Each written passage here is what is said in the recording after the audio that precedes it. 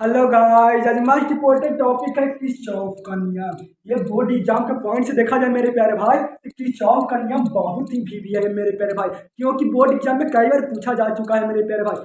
तो किरचॉफ का नियम है जो आपको पॉइंट बाय पॉइंट समझाऊंगा, और दोनों नियमों को इतना बढ़िया से समझाऊंगा ना मेरे प्यारे भाई कि आपको रटने का इसका दोनों नियमों का रटने का कोई चांसेस ही नहीं बनेगा मेरे प्यारे भाई। तो इस वीडियो को आप पूरा देखिए। तो देखिए किरचॉफ का नियम है। किरचॉफ वैज्ञानिक ने क्यों नियम दिया? तो किरचॉफ ने इसलिए नियम दिया मेरे प्यारे भाई कि ओम का नियम है जो सिर्फ ओमीय चालक के लिए कार्य करता है, अनुमीय चालक के लिए कार्य नहीं करता है। इसीलिए किरचॉफ ने दो नियम दिया, केसीएल और केवीएल। क्योंकि जटिल ये नियम इसलिए दिया कि जटिल से जटिल परिपाथ में धारा या विभवांतर को आसानी से ज्ञात किया जा सके। कितना भी कठिन प्रश्न हो उसको दम आसानी से सोल्व किया जा सके मेरे प्यारे भाई। तो देखिए पहला नियम है केसीएल।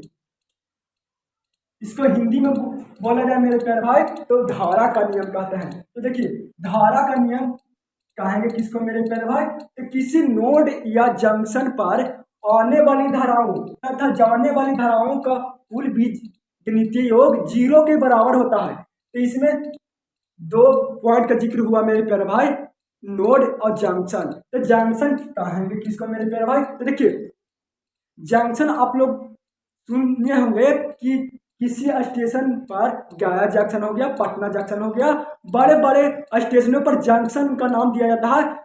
और जैसे छोटा मोटा स्टेशन पर जंक्शन का नाम क्यों नहीं दिया जाता?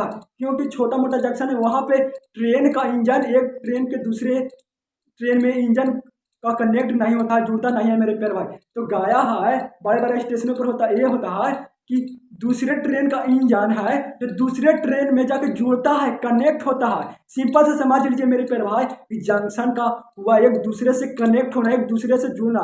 तो आपको माइंड में आया होगा कि वो लगता है कि गया जंक्शन इसलिए नाम दिया गया है क्योंकि वहाँ पे है जो ट्रेनों का एक ट्रेन का इंजन दूसरे ट्रेन में जुड़ता है, कनेक्ट होता है। उसी प्रकार मेरे प्यारे भाई यहाँ पे है जो यहाँ धारा का जोड़ता है, कनेक्ट करता है मेरे प्यारे भाई।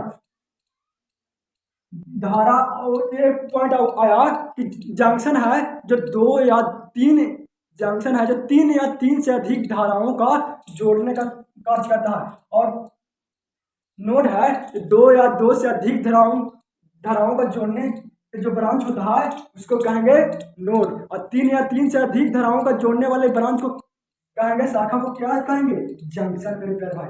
अब देखिए ये तो सिंपल सी बात है कि जितना ट्रेन स्टेशन पर आता है उतना ही ट्रेन जाता है। उसी प्रकार मेरे प्यारे भाई जितना धारा ये जंक्शन पर आएगा उतना ही धारा जाएगा। तो देखिए आप मान लीजिए कि इसको मान लीजिए कि I1 धारा इसको, I2 धारा इसको, I3 धारा इसको, I4 धारा इसको, I5 धारा मान लीजिए, इसको I6 धारा मान लीजिए मेरे प्यारे भाई। तो देखिए ये तो सिंपल सी बात है कि जितना स्टेशन पर गाड़ी आता है उतना ही जाएगा। उसी प्रकार जितना यहाँ पे जितना धारा आएगा नोड जंक्शन पर जितना ही धारा जाएगा। तो देखिए मेरे प्यारे भाई आने वाला धारा है I2। देखिए I2 प्लस और जंक्शन पर कौन सा धारा आ रहा है? I6 आ रहा है। तो I6 ये धारा है जो किसके बराबर होगा? जंक्शन से होकर जाने वाली धारा के बराबर होगा। तो देखिए मेरे प्यारे भाई अब जा रहा है कौन धारा? तो देखिए I1 धारा जा रहा है और देखिए I3 धारा जा रहा है और I4 धारा भी जा रहा है मेरे प्यारे भाई। और देखिए I5 धारा जा रहा है। इस समीकरण को ऐसे भी लिख सकते हैं, देखिए I2 प्लस I6 माइनस बराबर के वो साइड है, इस साइड लाएंगे तो हो जाएगा सब माइनस में हो जाएगा मेरे प्यारे भाई। देखिए सब माइनस में हो जाएगा I4 माइनस I5। तो देखिए 0 के बराबर हो जाएगा। तो देखिए इसको डिफिनेशन दो प्रकार से दे सकते हैं, किसी नोड या जंक्शन पर आने वाली धाराओं का बीजगणितीय योग तथा उस नोड से होकर जाने वाली धाराओं का बीजगणितीय योग के बराबर होता है मेरे प्यारे भाई, बराबर होता है। इस प्रकार से डिफिनेशन दे सकते हैं। और दूसरे शब्दों में इस प्रकार से दे सकते हैं कि किसी नोड या जंक्शन पर आने वाली धाराओं तथा उस नोड या जंक्शन से होकर जाने वाली धाराओं जीरो के बराबर होता है मेरे प्यारे भाई। इसलिए डिफिनेशन फिर से सुनिए, किसी नोड या जंक्शन पर आने वाली धाराओं तथा उससे होकर जाने वाली धाराओं का कुल बीजगणितीय योग जीरो के बराबर होता है। दो प्रकार से आप इसको डिफिनेशन दे सकते हैं। तो देखिए केसीएल में यह धारा का जिक्र हो रहा है मेरे प्यारे भाई। तो देखिए धारा किसको कहेंगे, धारा कहते हैं आवेशों के प्रवाह की दर को धारा कहते हैं मेरे प्यारे भाई। तो धारा आई है जो किससे रिलेटेड है, यह धारा है जो आवेश से रिलेटेड है। यहाँ पे याद रखने के लिए यहाँ आई है जो किससे रिलेटेड है, आवेश से रिलेटेड है। तो आप कह सकते हैं कि केसीएल है धारा का नियम है जो आवेश की संरक्षण सिद्धांत पर कार्य करता है मेरे प्यारे भाई, क्योंकि यहाँ आवेश आई है जो आवेश से रिलेटेड है। आप इस प्रकार कह सकते हैं कि केसीएल है जो आवेश के संरक्षण सिद्धांत पर कार्य करता है मेरे प्यारे भाई। तो देखिए अब इस केसीएल में कुल समीकरणों की संख्या कितना होता है, इक्वेशन की कुल टोटल संख्या कितना होता है, n-1।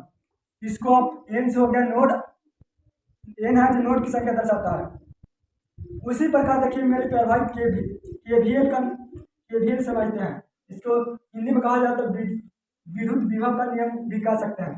देखिए मेरे प्यारे भाई, मान लीजिए कि ये R1 प्रतिरोध है, ये R2 प्रतिरोध है, ये R3 प्रतिरोध है, और मान लीजिए कि विद्युत वाहक बल है जो E1 मानिए, आप कुछ भी मान सकते हैं। तो ये तो निश्चित है कि बैटरी से पॉजिटिव से धारा निकलेगा तो इस दिशा में प्रवाहित होगा मेरे प्यारे भाई। देखिए मान लीजिए कि I धारा है जो इस दिशा में प्रवाहित हो रहा है, तो सिंपल सी बात है कि इस रास्ता से, इस परिपथ से गुजरेगा तो सभी प्रतिरोध से होकर गुजरना पड़ेगा मेरे प्यारे भाई। तो देखिए यहाँ पे इस प्रतिरोध के पास जाएगा था I R1 होगा, उसी प्रकार इस सभी से गुजरेगा था सारी प्रतिरोध के बीच गुना में आ रहा है, कैसे में आ रहा है, गुना में आ रहा है। तो आप लोग इस प्रकार से डिफिनेशन दे सकते हैं मेरे प्यारे भाई कि किसी बांध, और ये देख रहा हूँ कि यह लूप है जो बांध लूप है, तो इस प्रकार आप डिफिनेशन दे सकते हैं कि किसी बांध परिपथ से प्रवाहित धारा तथा उसमें सभी प्रतिरोधक से धारा के गुणनफल विद्युत वाहक बल के बराबर होता है मेरे प्यारे भाई। अपने लैंग्वेज में जब आप किसी प्रकार भी इसको डिफिनेशन लिख दीजिए, यहाँ रटने का जरूरत नहीं है, सिर्फ आप समझ लीजिए मेरे प्यारे भाई। देखिए ऐसे लिख सकते हैं I R1 प्लस I, दो बार और डिफिनेशन आपको समझाऊंगा मेरे प्यारे भाई। देखिए I R2 plus I R3 किसके बराबर हो रहा है, विद्युत वाहक बल के बराबर। तो देखिए यहाँ पे I और कॉमन ले लीजिएगा तो बात तो दोनों सेम है। तो देखिए I R2 प्लस R3 और बराबर को साइड से ही साइड लाइएगा तो हो जाएगा इवन बराबर 0। तो देखिए आप यहाँ पे दो कंडीशन बना, तो इसको दो प्रकार से परिभाषा दे सकते हैं। इस प्रकार से दे सकते हैं कि किसी बांध लूप में प्रवाही धारा तथा उसमें जुड़े सभी प्रतिरोधों से होकर धारा के गुणनफल विद्युत वाहक बल के बराबर होता है मेरे प्यारे। फिर से सुनिए, किसी बांध परिपथ या किसी बांध परिपथ में प्रवाही धारा उसमें जुड़े सभी प्रतिरोधों के गुणनफल के बीच गणितीय योग विद्युत वाहक बल के बराबर होता है मेरे प्यारे भाई। और दूसरे बार में दे सकते हैं कि किसी बांध परिपथ में प्रवाही धारा तथा उसमें जुड़े प्रतिरोधों के गुणनफल के कुल बीजगणितीय योग विद्युत वाहक बल की योगफल 0 के बराबर होता है मेरे प्यारे भाई। फिर से सुनिए, किसी बांध लूप में, ये आपको सिंपल से दिखाई दे रहा है कि बांध लूप है मेरे प्यारे भाई। तो किसी बांध परिपथ में पर आई धारा या धारा प्रवाहित हो तो उसमें जुड़े सही प्रतिरोधों से गुणनफल, यहाँ देखिए गुणनफल और गुणनफल के बीच गणितीय योग विद्युत वाहक बल के योग 0 के बराबर होता है। ऐसा परिभाषा दे सकते हैं। आप सिर्फ समझ लीजिए इसको, कोई लैंग्वेज में आप कोई वर्ड में लिख दीजिए, सिर्फ इसको अर्थ निकालना चाहिए। सही मेरे प्यारे भाई, मैं आपको रटना नहीं कहता हूं, आप सिर्फ समझिए। अब देखिए यहाँ आप देख सकते हैं मेरे प्यारे भाई, यहाँ पे अंत में दोनों का परिभाषा लिख दूंगा। अगर आप रटना चाहते हैं तो रट लीजिए, इसमें हमको कोई दिक्कत नहीं है, लेकिन बेहतर होगा कि दोनों को समझ लीजिए और अपने बारे में आसानी से दोनों का परिभाषा लिख दीजिए मेरे प्यारे भाई। देखिए अब यहाँ पे विद्युत वाहक बल लगा हुआ है, तो विद्युत वाहक बल, अगर विद्युत वाहक बल तो सिर्फ है ये बात पता चलता है मेरे प्यारे भाई, विद्युत वाहक बल कि अगर बल लगाएगा, कोई कहेगा कि ये काम करो वो काम करो, गाड़ी को टोलो तो टेलेंगे तो बल लगाएंगे, तो मेरे पास ऊर्जा रहेगा तब ना, एनर्जी रहेगा तब ना उस गाड़ी को टेलेंगे मेरे प्यारे भाई। तो ऊर्जा रहेगा तब ना बल लगाएंगे, तब विद्युत वाहक बल है, एक दूसरे से रिलेटेड है। देखिए याद रखने का ये आइडिया होता है मेरे प्यारे भाई, हमारे पास बल रहेगा, एनर्जी रहेगा, ऊर्जा रहेगा तब ना कोई किसी भी स्थान पर बल लगाएंगे, गाड़ी को टेलेंगे, किसी अन्य वर्क करेंगे मेरे प्यारे भाई। तो देखिए ये भी है जो ऊर्जा के संरक्षण सिद्धांत पर कार्य करता है, क्योंकि बल लगाएंगे तो ऊर्जा रहेगा, एनर्जी रहेगा, तब ना लगाएंगे मेरे प्यारे भाई। तो देखिए तो ऐसे याद रख सकते हैं कि केवीएल है विद्युत विभव का नियम है जो ऊर्जा संरक्षण सिद्धांत पर कार्य करता है। ये रटने का जरूरत नहीं है, ये तो सिंपल सी बात आपको समझा दी है मेरे प्यारे भाई कि आप कह सकते हैं कि बल रहेगा तब विद्युत वाहक बल लगाएगा, ऊर्जा रहेगा, एनर्जी रहेगा तब ना बल लगाएगा। तो आप कह सकते हैं कि केवीएल है जो ऊर्जा संरक्षण के सिद्धांत पर कार्य करता है। अब इसको केवीएल में कुल समीकरणों की संख्या, टोटल इक्वेशन की संख्या कितना होता है, b माइनस n प्लस 1। ऐसे कह सकते हैं मेरे प्यारे भाई, कितना हुआ b माइनस n प्लस 1। ये है जो टोटल केवीएल में इक्वेशन की संख्या, कुल समीकरण की संख्या, इसमें केवीएल में मेरे प्यारे भाई। तो अगर इस चैनल पर नया है तो चैनल को सब्सक्राइब कीजिए। अगर ये परिभाषा का आप रटना चाहते हैं तो थोड़ा वीडियो को और आगे देखिए मेरे प्यारे भाई।